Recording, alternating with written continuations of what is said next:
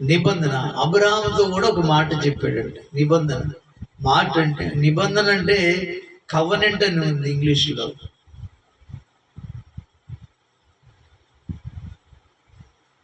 స్థిరం అన్నమాట. ఆయన మాట తప్పని వాడు అని అర్థం. అబ్రహాము గారితో కూడా ఒక నిబంధన చేసిందంటే. ఏ నిబంధన? అబ్రహాం ఎవరు? తెరాహు యొక్క పెద్ద కుమారుడు. ఏమమ్మా, నువ్వు ఆ అన్నయ్య కొడుకు అన్నావుగా. క్రీస్తునందు ప్రియ దేవుని సంగమా, దేవుని పిల్లలారా,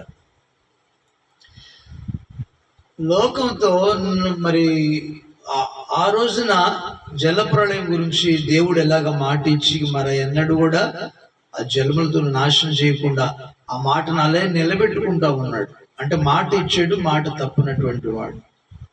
ఇక ఎన్నడూ కూడా ఎంత పాపం విస్తరించిన ఆ జలములతో నాశనం చేయకుండా ఆయన శిక్షిస్తున్నాడు. కొద్ది రకరకాలకి అనేక ఫ్లడ్స్ లేదా అనేకగా డిజాస్టర్స్ కలుగు చేస్తూ ఉన్నాడు. అయితే మాట మాత్రం తప్పలేదన్నమాట. ఆ నిబంధన చూసి విబ్జియా లేదా ఆ ధనుసును చూసి జ్ఞాపకం చేసుకుంటూ ఆ వర్షాన్ని ఆపేస్తా ఉన్నాడు, ఆ తుఫాను ఆపేస్తా ఉన్నాడు, భయంకరమైన స్థితిని ఆపేస్తా. అలానే ఇక్కడ రెండవది ఏంటంటే మాట ఇచ్చాడు తప్పని వాడు అని దేవుడు, మన దేవుడు అని అర్థం, నమ్మదగిన దేవుడు అని అర్థం. పిల్లలు మనం గమనిస్తే ఇంకా మనం చదువుకున్నటువంటి 105వ కీర్తనలో కూడా ఆయన అంటాడు, అబ్రహాముతో తాను చేసిన నిబంధన, ఇస్సాకుతో తాను చేసిన నిబంధన, ఇస్సాకుతో తాను చేసిన ప్రమాణమును నిత్యము ఆయన జ్ఞాపకం చేసుకుందును. నిత్యము ఆయన వారిని జ్ఞాపకం చేసుకుంది. దేవునికి స్తోత్రం కలుగును కాక. అవును ప్రేమ. అబ్రహాము తెరాహు యొక్క కుమారుడు, పెద్ద కుమారుడు. నాహోరు, హారాను, ఈ ముగ్గురు కుమారులు తెరాహును. కాబట్టి అయితే వీరు అన్యులని అర్థం. ఊరు ప్రాంతంలో నివసిస్తున్నటువంటి, కల్దీల ప్రాంతంలో నివసిస్తున్నటువంటి అన్యులని అర్థం. వీళ్ళ యొక్క వృత్తి ఏంటంటే బొమ్మలు చేసుకొని అమ్ముకునేటువంటి వృత్తి. వాళ్ళ నాన్నగారు చేసిన విగ్రహాలను అమ్ముతూ ఉండేటువంటి పరిస్థితి. అలాంటి సమయంలో ప్రియమైన వాళ్ళరా, అబ్రహాము దేవుడు చూచాడు. అబ్రహాములో ఉన్నటువంటి ఈ మంచితనం చూశాడు, ఏ స్థితిని చూశాడో తెలియదు, కానీ ఆ దినాలలో దేవుని వాక్కు అరుదుగా ఉండేది. ఆయన అబ్రహాముతో మాట్లాడుతున్నాడు. అబ్రహమా, ఒక రాత్రి కాలంలో దేవుడు మాట్లాడుతూ, ఒక దినాన దేవుడు అబ్రహాముతో మాట్లాడుతూ, నీవు నా మాట వింటే నేను నిన్ను అనేకులకు ఆశీర్వదకరంగా చేస్తాను, తరతరములు నేను జ్ఞాపకం చేసుకున్నట్టుగా నేను నిన్ను ఆశీర్వదిస్తాను, నిన్ను శపించేవారిని నేను శపిస్తాను, నిన్ను దీవించేవారిని నేను దీవిస్తానని మాట్లాడు. ప్రియమైన వాళ్ళరా, కాబట్టి నీవు నా మాట వింటే అన్నాడు. యెహోవా, నీవు లేచి నీ దేశము నుండి, నీ బంధువుల యొద్ద నుండి, నీ తండ్రి ఇంటి నుండి బయలుదేరి నేను నీకు చూపించు దేశమునకు వెళ్ళుము. నిన్ను గొప్ప జనముగా చేసి నిన్ను ఆశీర్వదించి నీ నామమును గొప్ప చేయుదును. నీవు ఆశీర్వదకరంగా ఉండు. నిన్ను ఆశీర్వదించు వారిని ఆశీర్వదించదును, నిన్ను దూషించు వారిని శపించదును. భూమి యొక్క సమస్త వంశములు నీ యందు ఆశీర్వదించబడును అబ్రహాముతో అనగా, యెహోవా అతనితో చెప్పిన ప్రకారం అబ్రహాము వెళ్ళెను. దేవునికి మహిమ కలుగును గాక. కాబట్టి వాగ్దానం చేస్తున్నాడు, నిబంధన చేస్తున్నాడు దేవుడు. అదే అబ్రహాముతో తాను చేసిన నిబంధన, ఇస్సాకుతో తాను చేసిన ప్రమాణం ఆయన ఎన్నడూ కూడా మర్చిపోడని అర్థం. ఆయన నిత్యము జ్ఞాపకం చేసుకుంటూ ఉంటాడని అర్థం. పిల్లలు అయితే పిల్లగా ఆ రీతిగా దేవుడు వాగ్దానం చేశాడు, నిబంధన చేశాడు. ఆ మాటను నమ్మి అబ్రహాము వెళ్ళిపోయాడు. అయితే భౌతిక సంబంధమైన ఆశీర్వాదాలు ఇవన్నీ వచ్చాయి, పని వాళ్ళు వచ్చారు, ఆస్తి వచ్చింది, కానీ ఆయన మాత్రం పిల్లలు లేని పరిస్థితి. శారా గుండ్రాలుగా ఉంది. 75 సంవత్సరంలో దేవుడు మాట్లాడుతూ ఉన్నాడు. ప్రియమైన వాళ్ళ, దీవిస్తాను, నిన్ను ఆశీర్వదిస్తాను, నిన్ను అనేకులకు ఆశీర్వదకరంగా చేస్తాను, నీ నామను హెచ్చిస్తాను. ఎన్ని మంచి మాటలు చెప్పాడు, ఎన్ని గొప్ప విలువైన మాటలు. నేను శపించు వారిని శపిస్తాను, నిన్ను దీవించు వారిని దీవిస్తాను అని దేవుడు వాగ్దానం. నిన్ను ఆశీర్వదిస్తాను, సమస్త వంశములు నీ యందు ఆశీర్వదించబడును. గొప్ప వాగ్దానం. ఈ వాగ్దానం అంటే దేవుడు మర్చిపోలేదంట. ఆ నిబంధనను ఎప్పుడు జ్ఞాపకం చేసుకుంటూనే ఉన్నాడంట. అయితే ఎంతవరకు?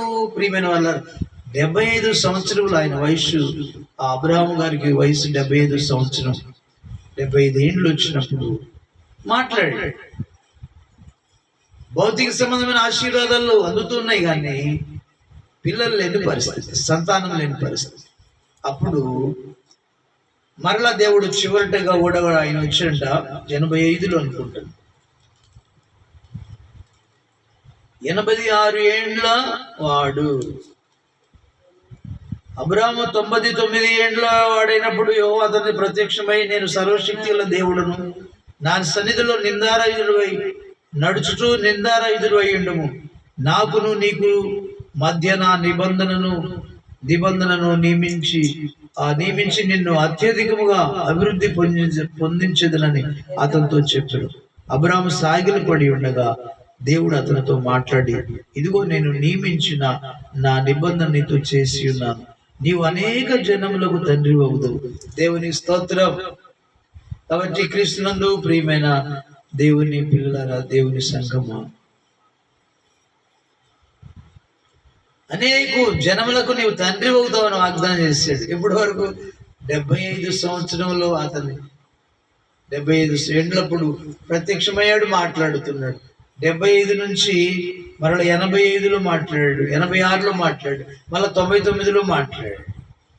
అంటే దాదాపుగా 25 ఏండ్ల వరకు ఆయన సంతానం ఇవ్వాలి. ఆస్తిపాస్తులు ఇస్తున్నాడు, పనివాళ్ళు ఇస్తున్నాడు, విస్తారమైన సంపదను ఇస్తున్నాడు, కానీ పిల్లలు లేని, సంతానం లేనటువంటి పరిస్థితి. అయినా నిన్ను దీవిస్తానన్నాడు, అనేక జనములకు నువ్వు తండ్రి అవుతావు అన్నాడు, నీ వలన ఇన్ని సంతానం అన్నాడు. దేవుని యందు నిరీక్షణ ఉంచినప్పుడు అబ్రహాము, ప్రియమైన వాళ్ళగా, ఓపిక బట్టి ఉన్నాడు, ఓర్చుకున్నాడు. ఎంత సమయమైనా ఆయన చేయగలిగిన సమర్థుడు, మాట ఇచ్చి తప్పనటువంటి వాడని అర్థం చేసుకున్నాడు. ఆనాడు జల ప్రవాహం వచ్చినప్పుడు ఏ రీతిగా ఇక జలములతో నేను భూమిని నాశనం, సర్వ శరీరం నాశనం చేయనని తీర్మానం చేసుకున్నాడు, నిబంధన చేశాడు. అలానే ఆ నిబంధన గుర్తు చేసుకొని ఏ రీతిగా ఎంత పాపం విస్తరించినా వారిని జల ప్రవాహంతో నాశనం చేయకుండా ఎలాగా ఆయన మాట ఇచ్చి తప్పకుండా అలా ఉంటున్నాడు, ఆ రీతిగా ఇప్పుడు నాతో కూడా చేసిన నిబంధన ఆయన తప్పకుండా నెరవేరుస్తాడని ఆయన అబ్రహాం గారు కూడా ఓపిక బట్టి ఓర్పుతో వాగ్దానం స్వతంత్రించుకునేనట్టు. హెబ్రీ రాసిన పత్రికలో మాట్లాడినాయి. భక్తులైన పౌలు గారు హెబ్రీ సంఘానికి రాస్తున్నటువంటి ఈ మాటను చదువుతున్నాం. హెబ్రీలు రాసిన పత్రిక